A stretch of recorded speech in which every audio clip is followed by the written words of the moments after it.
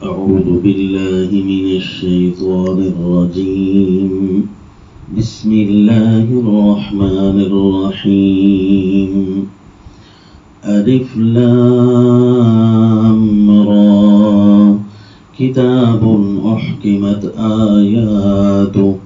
ثم فصلت من لدن حكيم خبير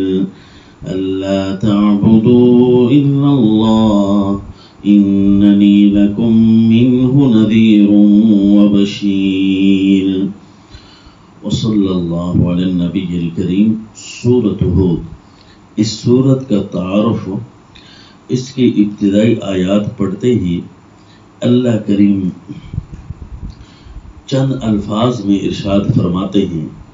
جن کے اندر تدبر کرنا یہ بندے کا حق ہے۔ کتاب احکمت آیاتہ ثم فصلت من لدن حکیم خبیر، یہ بڑی پر از حکمت، پختہ اور مضبوط آیات ہیں، آیات کی کتاب ہے۔ ثم، اس کتاب کی آیتیں پختہ، مضبوط، پر از حکمت ہیں، پھر ان کی تفصیل بھی ہے۔ ثم فصلت من لدن حکیم خبیر، حکیم ذات، خبیر ذات کی طرف سے اس کی تفصیل ہے۔ اس کا مطلب ہے کہ اس صورت میں کچھ ایسی باتیں آنے والی ہیں جن کا تعلق اخبار سے ہوگا، اور ان اخبار میں ہونے والے جو چیزیں ہوں گی، جو ان میں جو باتیں ہیں، وہ اللہ رب العزت کی حکمت سے بھری ہوئی ہوں گی۔ اگر کسی کا فائدہ ہوا ہے تو وہ بھی اللہ کی حکمت کے تقاضوں کے ساتھ، اور اگر کسی کا نقصان ہوا ہے تو لوگوں کا اپنا ظلم ہے۔ اللہ کریم کی حکمتیں وہاں بھی اپنا پورا انصاف بلکہ رحمتیں لے کر کھڑی تھی۔ تو پھر ہوگا کیا اس صورت میں؟ مختلف باتیں شروع میں ارشاد ہیں، تو اب آپ نے اس کے اندر اگر تدبر کیا تو سمجھ آ جائے گی کہ پہلی بات اللہ تعبدوا الا اللہ، کہ عبادت صرف اللہ کی کرنی ہے۔ اگلے واقعات اسی موضوع پر کوئی آئیں گے، کیونکہ اصل تو درس عبادت گزر چکا ہے نا سورۃ البقرہ کے اندر، یا ایھا الناس اعبدوا کے ساتھ۔ اور ساتھ یہ بھی ہے کہ وَأَنِ اسْتَغْفِرُوا رَبَّكُمْ، اپنے رب سے معافی مانگ لو، کیونکہ گناہوں کی زندگی اچھی نہیں ہوتی۔ آنے والے کچھ اخبار اور واقعات، اس کے اندر یہ بات بھی ہوگی۔ أَلَا إِنَّهُمْ يَثْنُونَ صُدُورَهُمْ لِيَسْتَخْفُوا مِنْهُ،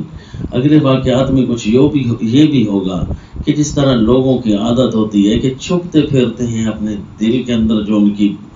بری باتیں ہوتی ہیں، ان کی نیت جو خراب ہوتی ہے تو چھپتے پھرتے ہیں، حالانکہ اللہ سے کون چھپ سکتا ہے؟ یعلم ما یسرون وما یعلنون انہ علیم بذات الصدور۔ اور لوگ یہ سارے گناہ کیوں کر رہے ہوتے ہیں؟ یہ اگلے واقعات جو آپ سنیں گے اس صورت کے اندر یا پڑھیں گے،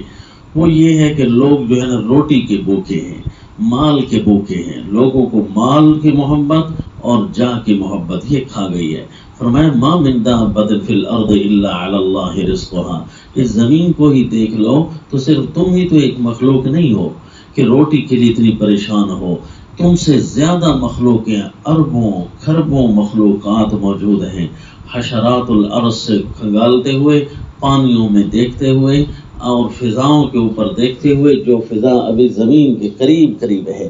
کتنے کچھ ایسے جانور ہیں، چیزیں ہیں جن کا رزق اللہ کے ذمہ ہے۔ تو ایک انسان کو روٹی اللہ نہیں کھلا سکتا کہ اس ایک روٹی کی وجہ سے اللہ کی نافرمانیوں پر اور اللہ کے ساتھ لڑائی پر آ جاتے ہو۔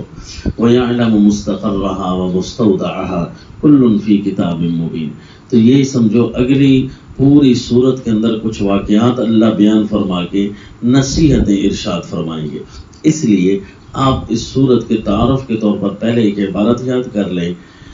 عربی عبارت مختصر، التفصیل المحکم فی الارشاد والانباء،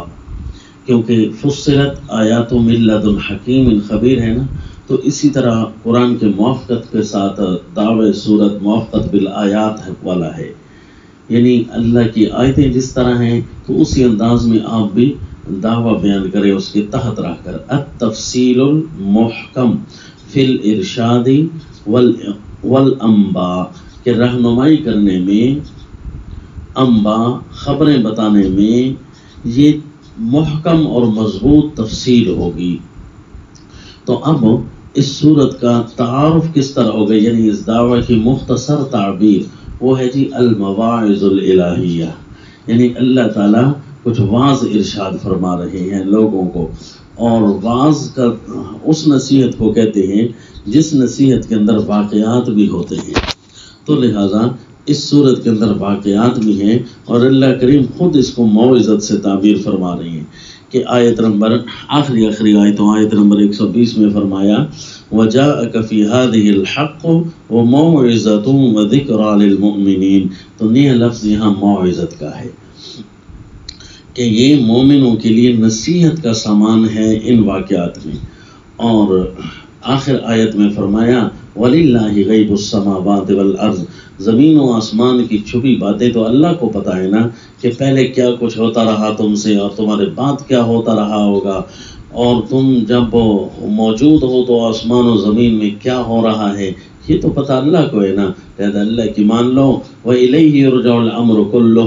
اور سارے معاملات کا بالآخر لوٹ کر اللہ کی طرف ہی جانا ہے، اللہ کی مان لو، فَاعْبُدْهُ، اللہ کی ہر قسم کی عبادت اللہ کے لیے ہی کرو، رکوع سجدے کی، احکام ماننے کی، وتوکل علیہ، پھر کیا ہوگا کہ اگر اللہ کی بات مانے تو پھر دنیا تو رہ جائے گی، کہا نہیں اللہ پر بھروسہ کرو، دنیا کے لیے نہیں آئے ہو، سب کچھ اللہ کے ذمہ، اللہ اپنے ذمہ لے رہے ہیں، تمہاری رزق کی ضرورت بھی اللہ، تمہاری خوشیوں بھی اللہ پوری کریں گے، تمہاری غمیوں سے بھی تمہیں اللہ بچائیں گے، وما ربک بغافل عما تعملون، پھر جو تم کر رہے ہو اللہ اس سے غافل تو نہیں ہے، اللہ کو پتہ ہے تم الٹے جا رہے ہو۔ اس لیے اس صورت میں رسول اللہ صلی اللہ علیہ وسلم فرماتے ہیں کہ مجھے سورہ ہود نے بوڑھا کر دیا ہے، یعنی کچھ بوجھ سا آ گیا ہے، اگر کوئی اس بوجھ سے ذرا ہٹنے پائے گا تو زندگی میں اس کو نقصان ہوگا۔ رسول اللہ صلی اللہ علیہ وسلم فرماتے ہیں کہ میں نے اس صورت کے اندر غموں کو جب دیکھا ہے کہ مختلف قوموں نے اپنے لیے غم کیسے خریدے ہیں، کیونکہ اللہ کریم فرماتے ہیں ہم نے تو ان پر کوئی ظلم نہیں کیا تھا، فما اغنت عنہم آلیہتہم، انہوں نے وما ظلمناہم ولکن ظلموا انفسہم، ان ساری قومیں جن کی تباہی اس صورت میں موجود ہے، اس کا ذکر موجود ہے، ان ساروں نے اپنے اوپر ظلم کیا۔ تو اللہ کے نبی فرماتے ہیں کہ مجھے یہ جو سورہ ہود ہے اس نے بوڑھا کر دیا ہے، اس صورت میں یہ حکم ہے نا فاستقم کما امرت ومن تاب معک ولا تطغوا، کہ جس طرح حکم دیے جا رہے ہیں اسی طرح سیدھے بن کر رہو، اور جو بھی آپ کے ساتھ